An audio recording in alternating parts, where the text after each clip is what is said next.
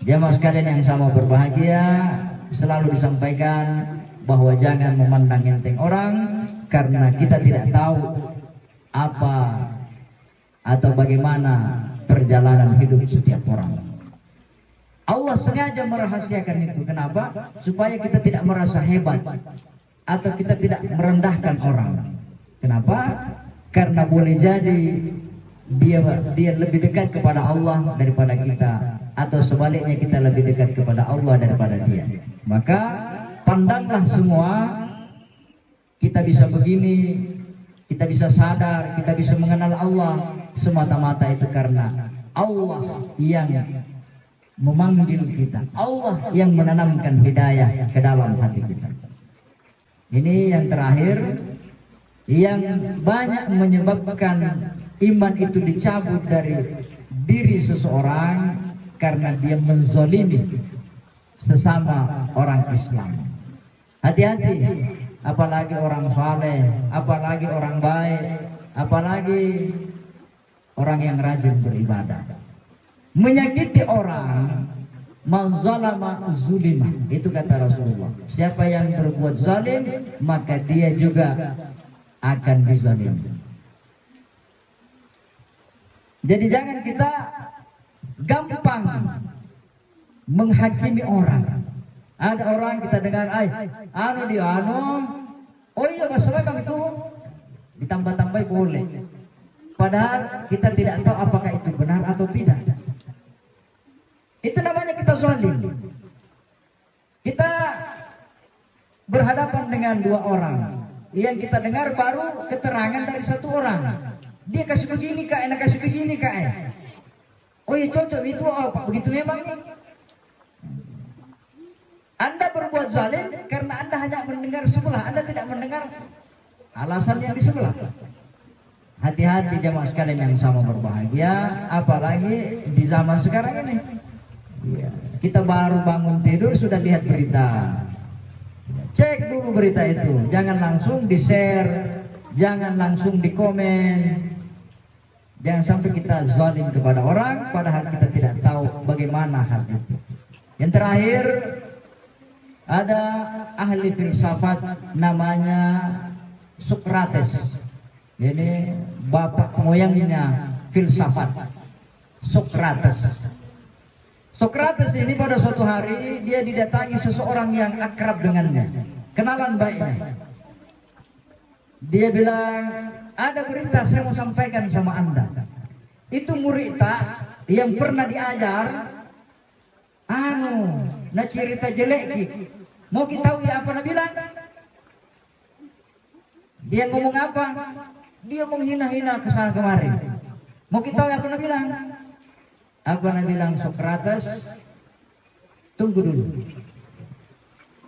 Saya tidak butuh mendengar apa yang engkau sampaikan kepada saya sebelum engkau memenuhi tiga hal ini.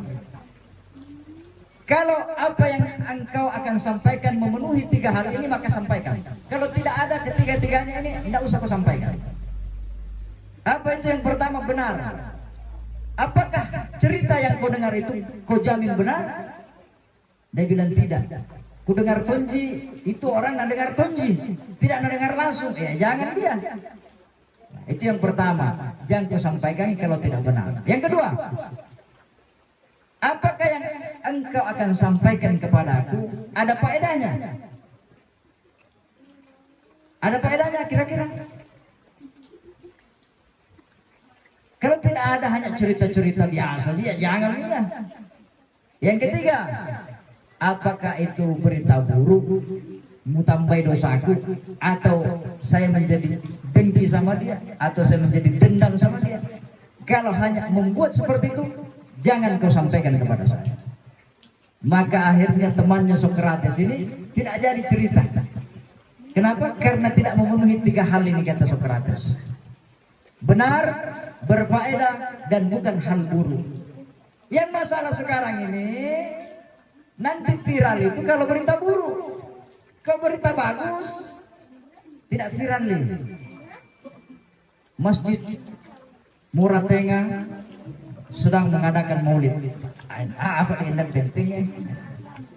Kalau berita buruk, komandan Banser ditabrak orang dan orangnya tidak jelas. Wah, sibuk ya kan gitu. Ya apa dia berita buruk kan gitu. Ayo Pak Gengge di rumah malam memang kampang kan gitu.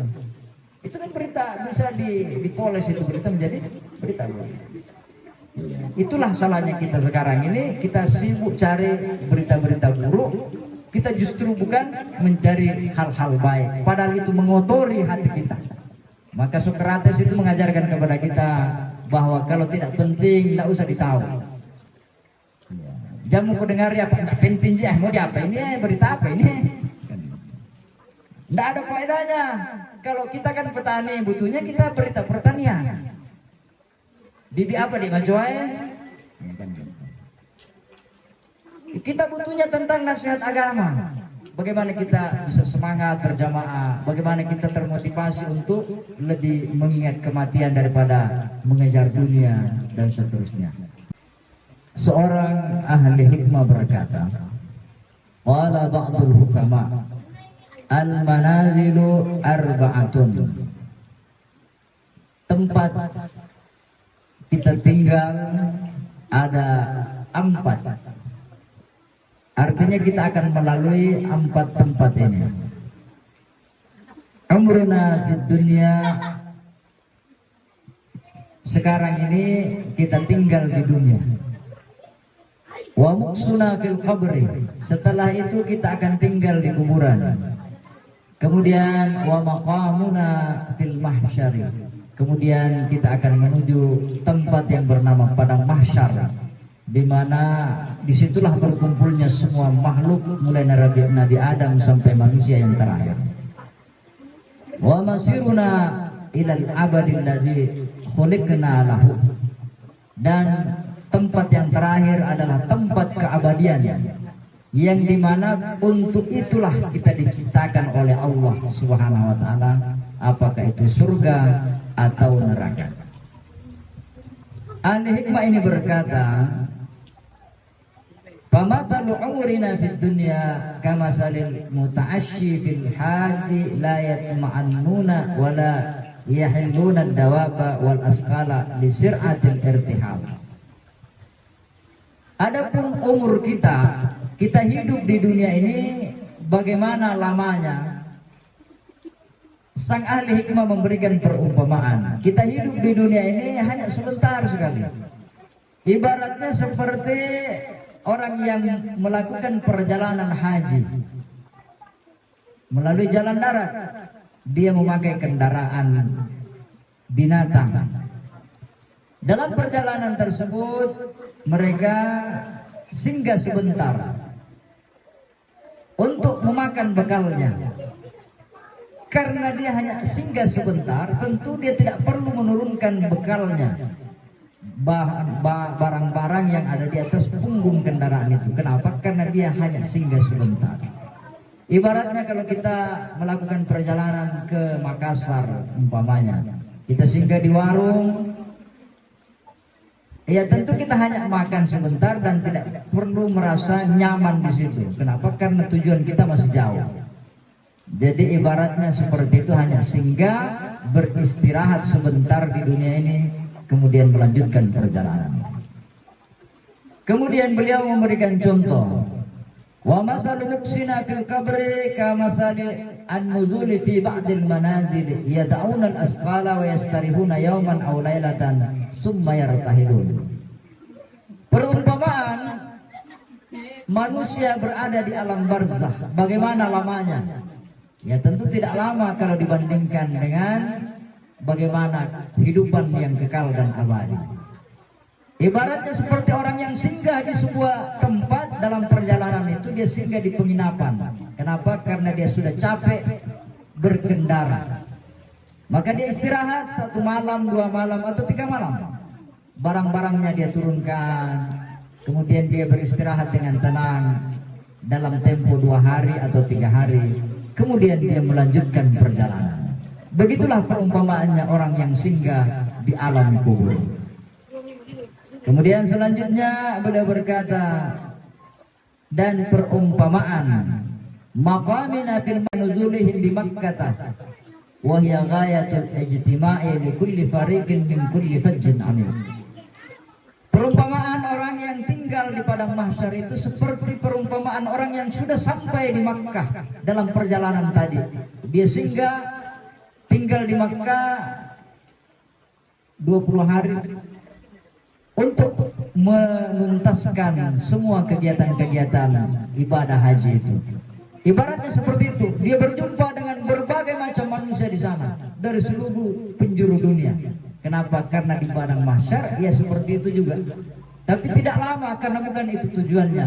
Akhirnya dia melanjutkan perjalanan ke tempat keabadian, yaitu apakah surga atau neraka. Itu perumpamaan yang diberikan oleh para ahli hikmah.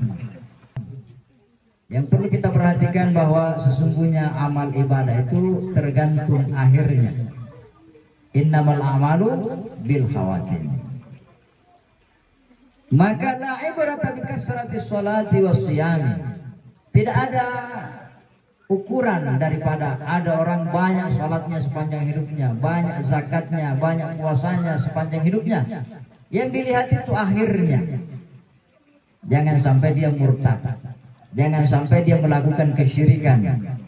Jangan sampai dia melakukan dosa besar di akhir hidupnya dan meninggal tanpa bertaubat.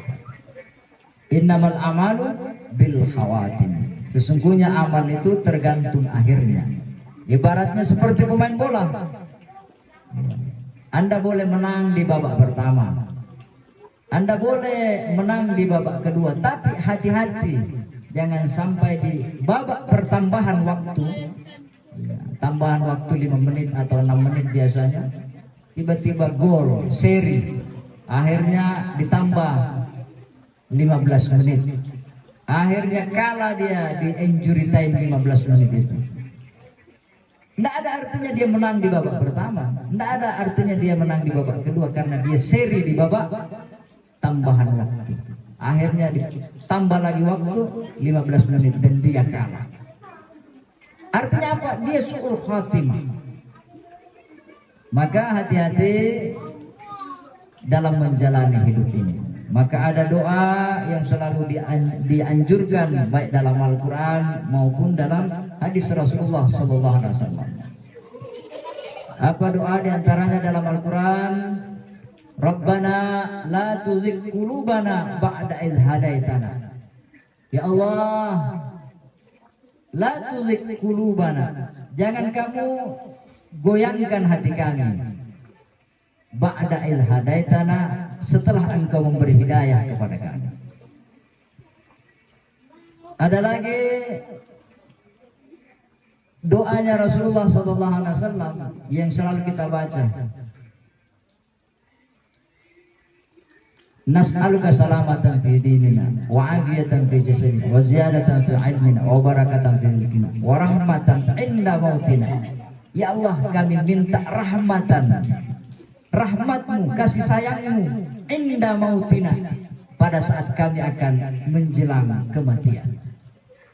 Disitulah intinya pertarungan terakhir kita. Kenapa? Karena iblis tidak akan pernah berhenti bagaimana kita ini tergelincir lalai daripada Allah Subhanahu wa taala sampai napas terakhir kita. Maka kata Nabi, faminhum mayyuladu mu'minan wa yahya mu'minan wa yamutu mu'minan. Ada kelompok yang pertama, manusia yang dia dilahirkan dalam keadaan beriman. Sepanjang hidupnya dia beriman, dan sampai di akhir hayatnya dia masih beriman, meninggal dunia dengan mengucapkan la ilaha illallah Muhammad Rasulullah. Lahir beriman, sepanjang hidupnya beriman, di akhir hayatnya beriman. Itu kelompok yang pertama. Wa minhum mayyuladu mu'mina wa yahya mu'mina wa yamutu kafira. Ada lagi kelompok yang kedua, lahir dalam keadaan beriman, orang tuanya muslim semua, tumbuh dan besar di lingkungan orang Islam, akhirnya dia muslim, sepanjang hayatnya dia muslim. Tapi di akhir hayatnya dia murtad, keluar dari Islam dan dia meninggal, ia mutu kafir. Lahir Islam, sepanjang hidupnya Islam, dan terakhirnya dia meninggalkan agama Islam. Kelompok yang keempat, yang ketiga, wa minhum may yuladu kafira wa yahya kafira wa yamutu mu'mina. Ada lagi kelompok yang ketiga, dia dilahirkan kafir, yahya kafira, dia sepanjang hidupnya kafir, dan dia meninggal dalam keadaan beriman. Dia lahir karena orang tuanya kafir, maka dia kafir. Karena dia tumbuh dan bergaul, berpendidikan dengan pendidikan kafir, maka dia kafir sepanjang hidupnya. Tapi di akhir hayatnya dia dapat hidayah, berjumpa dengan cahaya Islam, akhirnya dia meninggal dalam keadaan Islam. Ada 3 kelompok tadi. Jadi muslim, wafat muslim. Lahir muslim, kafir. Nah, sebaliknya kafir, muslim. Nah, 3 kelompok. Jamaah sekalian yang sama berbahagia. Maka dalam hadis yang lain, Rasulullah SAW menyatakan, ini sering kita dengar, asal kejadiannya manusia. Inna khulqa ahadikum yujma'u fi batni ummihi arba'ina yawman. Sesungguhnya penciptaan kalian di dalam perut ibunya 40 hari lamanya nutfah. Kita 40 hari hanya setetes mani. Summa yakunu alaqah. Setelah 40 hari berikutnya maka jadilah dia alaqah, segumpal darah. Setetes mani 40 hari berubah menjadi segumpal darah.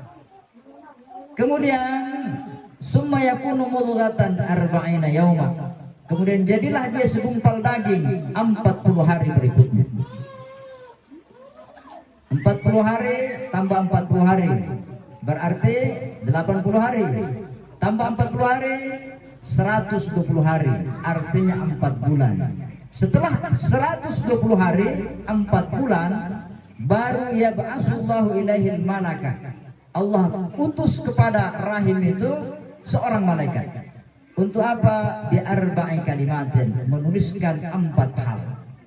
Wa yuqalu lahu, maka dikatakan kepada malaikat yang diutus itu, uktub lahu ajalahu, tuliskan ajalnya, kapan dia akan meninggal. Wa amalahu, pekerjaannya, amalahu wa amalahu wa rizqahu, dan tulis pula syaqiyun aw sa'idun, apakah dia orang yang beruntung atau orang yang celaka. Jamaah sekalian yang sama berbahagia, maka kata Rasulullah, wa innar rajula la ya'malu bi amali ahli jannati. Ada orang yang dia melakukan amalan-amalan penghuni surga. Hatta ma yakunu bainahu wa bainaha illa zira'un. Sampai hampir dia masuk surga. Saking dekatnya ke surga, sisa 1 jengkal dia masuk surga. Fa yasbiqu alaihi kitabu fa yuhtamu lahu bi amali ahlin nar. Kemudian berlakulah takdirnya ketetapan Allah, maka dia berakhir dengan su'ul khatimah. Maka dia pun ditakdirkan masuk neraka, diputuskan masuk neraka. Wa inna ahadakum, sebaliknya ada juga la ya'malu bi amali ahli nar. Ada orang yang amalannya kayaknya tidak pernah beribadah, mabuk siang, main judi sepanjang hidupnya, sampai hampir dia masuk neraka. Ma yakunu bainahu wa bainaha illa zira'un. Sisa 1 jengkal dia masuk neraka. Apa sudah putih nih rambutnya, ompong nih giginya, masih mabuk saja kerjanya, masih judi saja kerjanya. Tetapi fayasbiqu alaihil kitab, akhirnya Allah berlaku ketetapan Allah, dia dapat hidayah, dia bertobat, dia menyesal, dia tebusi semua kelalaiannya, dia ganti dengan ibadah-ibadah kepada Allah, maka berakhirlah dia dengan husnul khatimah. Jamaah sekalian yang sama berbahagia, selalu disampaikan bahwa jangan memandang enteng orang karena kita tidak tahu apa atau bagaimana perjalanan hidup setiap orang. Allah sengaja merahasiakan itu. Kenapa? Supaya kita tidak merasa hebat atau kita tidak merendahkan orang. Kenapa?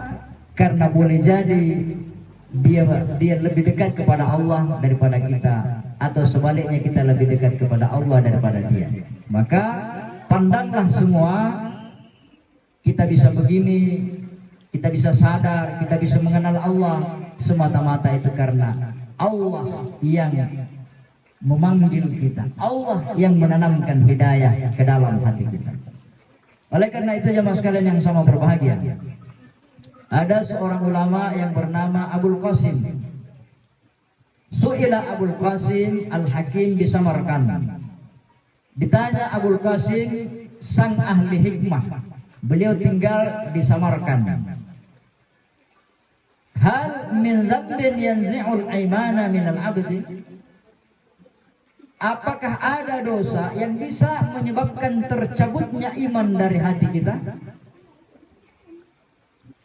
Adakah dosa karena terlalu sering kita lakukan dosa itu menyebabkan iman kita hilang dari diri kita? Qala na'am salasatun minaz dzunub. Apa kata Abul Qasim Al-Hakim? Iya, ada 3 dosa yang 3 dosa ini bisa menyebabkan iman itu dicabut dari seorang yang beriman.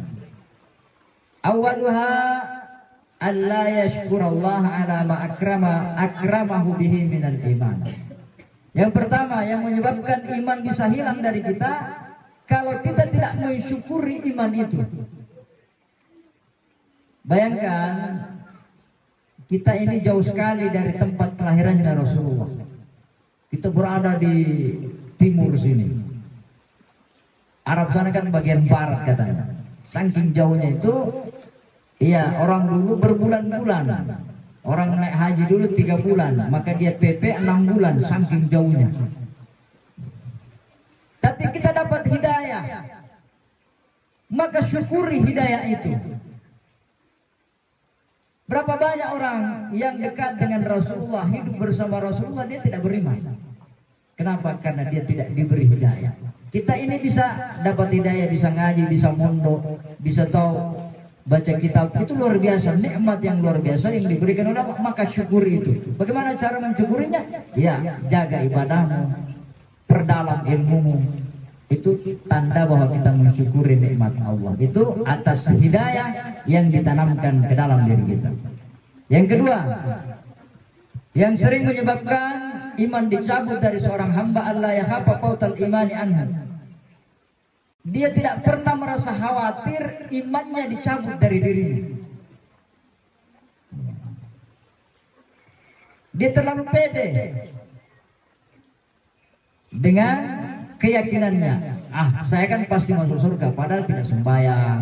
Saya kan pasti masuk surga padahal tidak pernah ke masjid. Saya tetap masuk surga biar mengaji tidak tahu. Itu namanya terlalu pede. Dia tidak takut imannya hilang dari dirinya. Ini bisa menyebabkan dia kehilangan iman. Kenapa? Karena dia tidak berupaya menjaga, menambah keimanan dalam dirinya. Yang ketiga, Allah yazlima ahlal Islam. Ini yang terakhir, yang banyak menyebabkan iman itu dicabut dari diri seseorang karena dia menzolimi sesama orang Islam. Hati-hati, apalagi orang saleh, apalagi orang baik, apalagi orang yang rajin beribadah. Menyakiti orang, man zalama zulima, itu kata Rasulullah. Siapa yang berbuat zalim, maka dia juga akan dizalimi. Jadi jangan kita gampang menghakimi orang. Ada orang kita dengar, oh iya masalah bang itu ditambah-tambah boleh. Padahal kita tidak tahu apakah itu benar atau tidak. zalim. Kita berhadapan dengan dua orang. Yang kita dengar baru keterangan dari satu orang. Dia kasih begini kak, enak kasih begini kak. Oh iya cocok itu apa? Begitu memangnya. Anda berbuat zalim karena Anda hanya mendengar sebelah, Anda tidak mendengar alasan yang di sebelah. Hati-hati jemaah sekalian yang sama berbahagia, apalagi di zaman sekarang ini. Kita baru bangun tidur sudah lihat berita. Cek dulu berita itu, jangan langsung di-share, jangan langsung di-komen. Jangan sampai kita zalim kepada orang padahal kita tidak tahu bagaimana hal itu. Yang terakhir, ada ahli filsafat namanya Sokrates. Ini bapak moyangnya filsafat, Sokrates. Sokrates ini pada suatu hari dia didatangi seseorang yang akrab dengannya, kenalan baiknya. Dia bilang, ada berita saya mau sampaikan sama Anda. Itu murita yang pernah diajar, na cerita jelek ki. Mau kita tahu ya apa nak bilang? Dia ngomong apa? Dia menghina-hina kesana kemari. Mau kita tahu ya apa nak bilang? Apa nak bilang Sokrates? Tunggu dulu. Saya tidak butuh mendengar apa yang engkau sampaikan kepada saya sebelum engkau memenuhi 3 hal ini. Kalau apa yang engkau akan sampaikan memenuhi 3 hal ini, maka sampaikan. Kalau tidak ada ketiga-tiganya ini, tidak usah kau sampaikan. Apa itu yang pertama? Benar. Apakah cerita yang kau dengar itu kau jamin benar? Dia bilang tidak. Ku dengar tonji, itu orang nak dengar tonji, tidak nak dengar langsung. Ya jangan dia.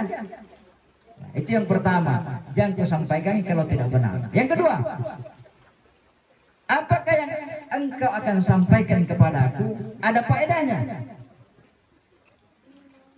Ada faedahnya kira-kira? Kalau tidak ada hanya cerita-cerita biasa, dia jangan dia. Yang ketiga, apakah itu berita buruk, mutambai dosaku, atau saya menjadi dengki sama dia, atau saya menjadi dendam sama dia? Kalau hanya membuat seperti itu, jangan kau sampaikan kepada saya. Maka akhirnya temannya Sokrates ini tidak jadi cerita. Kenapa? Karena tidak memenuhi 3 hal ini, kata Sokrates. Benar, berfaedah, dan bukan hal buruk. Yang masalah sekarang ini, nanti viral itu kalau berita buruk. Kalau berita bagus, tidak viral nih. Masjid Muratenga sedang mengadakan maulid. Apa yang pentingnya? Kalau berita buruk, komandan Banser ditabrak orang dan orangnya tidak jelas. Wah, simpul ya kan itu. Ya apa dia berita buruk kan gitu. Ayo Pak Gengge di rumah malam memang kampang kan gitu. Itu kan berita bisa dipoles itu berita menjadi berita buruk. Itulah salahnya kita sekarang ini, kita sibuk cari berita-berita buruk, kita justru bukan mencari hal-hal baik, padahal itu mengotori hati kita. Maka Sokrates itu mengajarkan kepada kita bahwa kalau tidak penting tidak usah ditahu. Jangan mau dengar ya apa nggak penting sih, mau apa ini berita apa ini? Tidak ada faedahnya. Kalau kita kan petani, butuhnya kita berita pertanian. Bibi apa di Majuai? Kita butuhnya tentang nasihat agama. Bagaimana kita bisa semangat berjamaah, bagaimana kita termotivasi untuk lebih mengingat kematian daripada mengejar dunia dan seterusnya. Jamaah sekalian yang sama berbahagia, cukup apa yang saya sampaikan. Mohon maaf atas segala kekurangan. Minallahil musta'an wal istiqlan. Assalamualaikum warahmatullahi wabarakatuh.